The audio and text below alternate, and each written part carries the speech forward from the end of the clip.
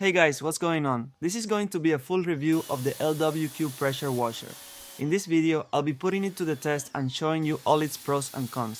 So, without further ado, let's jump right into it. Starting with the unboxing, here's the box it comes in. When you open it up, you'll see some parts that need assembly, and the only tool you'll need for this is a Phillips screwdriver. So, the first thing you will find is the instruction manual, and on the back, there's a small piece for unclogging the nozzles if anything gets stuck inside. You will also find the screws needed for assembly here. Here we have the spray gun, which comes in two separate pieces. This is the foam nozzle for washing cars. Next, we have the extension hose, which connects the gun to the pressure washer and is 23 feet long. There are also some plastic pieces you'll need to set up, along with a water filter to prevent any debris from entering the system. Then we have 4 nozzles in total, a 0-degree nozzle, a 15-degree, a 25-degree, and a 40-degree nozzle. And finally, there's the pressure washer itself and their handle. That is everything that came in the box. I'm going to keep this video short, so I won't dive into the full assembly process here. However, I've created a separate video showing you a step-by-step setup if you want to check that out. And here it is, fully assembled. It only took me around 15 minutes to put together. First, here is the spray gun. It has a safety stop on the handle to prevent any accidental spraying. At the tip, there are 4 slots for the nozzles, which is great for keeping them secure so you don't lose them.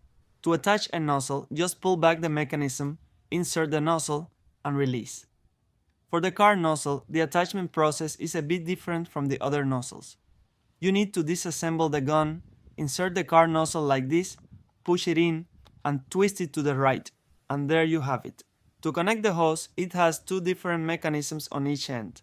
On the end that connects to the spray gun, you simply screw it in tightly to prevent any leaks. On the pressure washer side, it has a quick release system. Just press this button to attach or remove the hose easily. Once you have everything connected, here's where you place the hose, and this is where the spray gun is positioned. There is also a spot to store the power cable. It is 36 feet long, which is really useful for reaching more areas.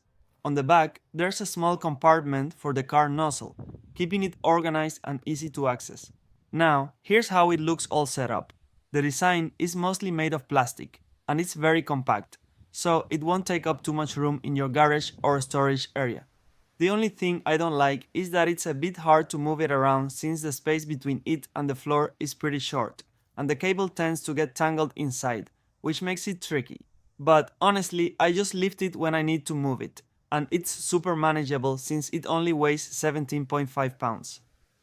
On the front, there's a small compartment, which I suppose could be useful for storing extra nozzles. And lastly, here's the power button to turn it on and off. So now, let's move on to the testing part and see how it performs. First, I'll connect the water inlet, which goes in the back.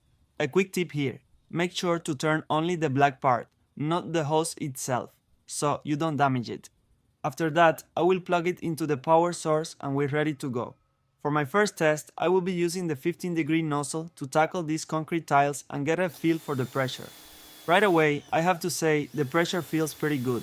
They advertise it at 4,200 PSI, which seems a bit high to me. I don't think it's quite that powerful, but it is definitely strong enough for light to medium cleaning jobs, which is exactly what I need here. However, just a couple of minutes into cleaning, it got clogged. I could tell something was wrong because the water started coming out unevenly and the machine seemed to be working extra hard. If this happens to you, just grab the unclogging pin we saw earlier and clear it out like this.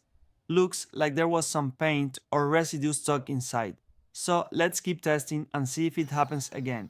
After testing it on the tiles, I moved on to clean this concrete garden bench.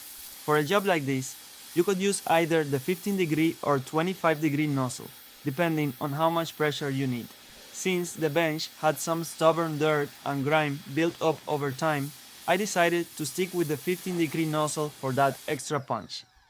The 15-degree nozzle is powerful, so you'll want to be careful with it.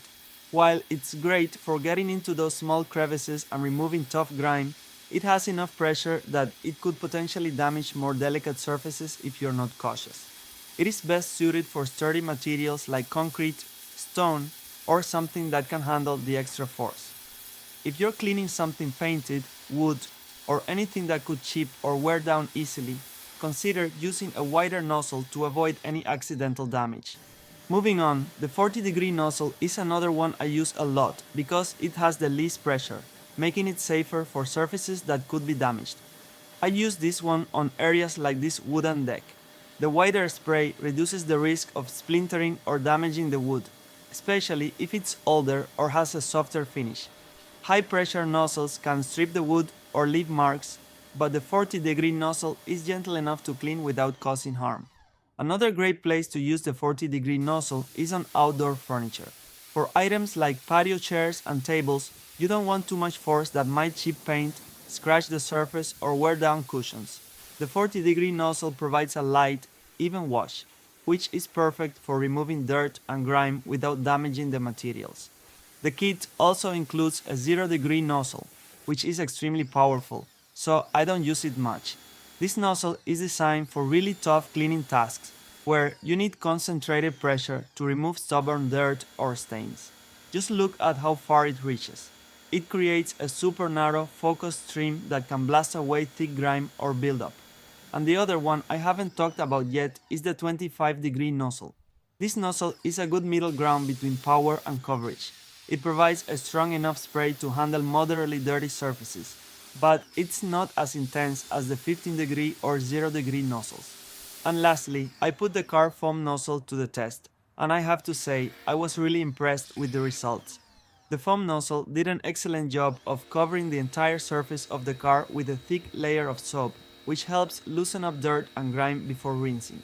The foam clings well, allowing the soap to work its way into stubborn spots, making it much easier to remove dirt without scrubbing or risking scratches.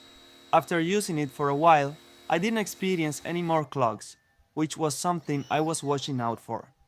I'd say this pressure washer is a solid option for light to medium cleaning tasks around the house. If you're looking for something more powerful, you might want to consider a gas pressure washer. But overall, this one is a solid choice for regular household cleaning needs. Thank you for watching the video. If you enjoyed it, please don't forget to subscribe to the channel. Your support means a lot, and it helps me keep creating content.